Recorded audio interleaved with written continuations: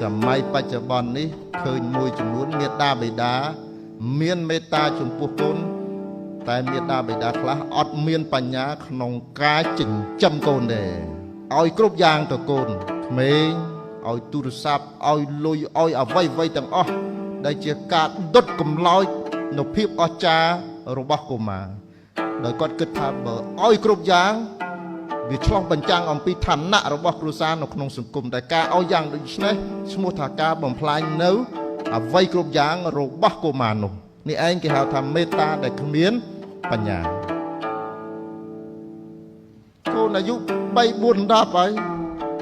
អង្វរហូបបាយម៉ែអាត្មាអត់ទេ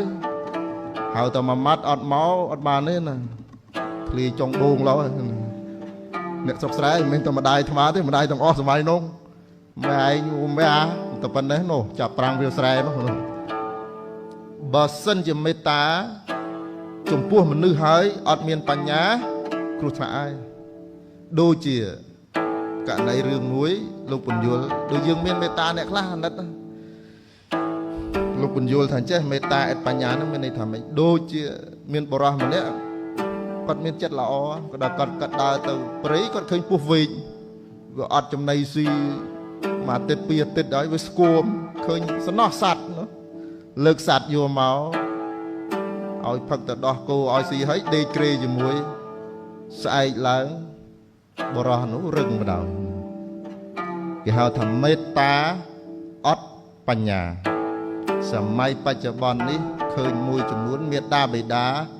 មានមេត្តាចំពោះកូនតែមេត្តាបិតាខ្លះអត់មានបញ្ញាក្នុងការចិញ្ចឹមកូនទេឲ្យគ្រប់យ៉ាងទៅកូនក្មេងឲ្យទូរស័ព្ទឲ្យលុយឲ្យអ្វីទាំងអស់ដែលជាការដុតកម្លោចនូវភាពអស្ចារ្យរបស់កុមារដោយគាត់គិតថាបើឲ្យគ្រប់យ៉ាងវាឆ្លុះបញ្ចាំងអំពីឋានៈរបស់គ្រួសារនៅក្នុងសង្គមតែការឲ្យយ៉ាងដូចនេះឈ្មោះថាការបំផ្លាញនៅអ្វីគ្រប់យ៉ាងរបស់កុមារនោះនេះឯងគេហៅថាមេត្តាដែលគ្មានបញ្ញាកូនអាយុ3 4 10ហើយអង្វរហូបបាយម៉ែអាត្មាអត់ទេ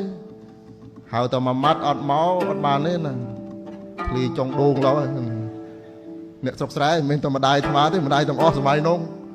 ម៉ែឯងម៉ែអាតែប៉ុណ្ណេះនោះចាប់ប្រាំងវាស្រែនោះមានអ្នកខ្លះគាត់តម្រើសកូន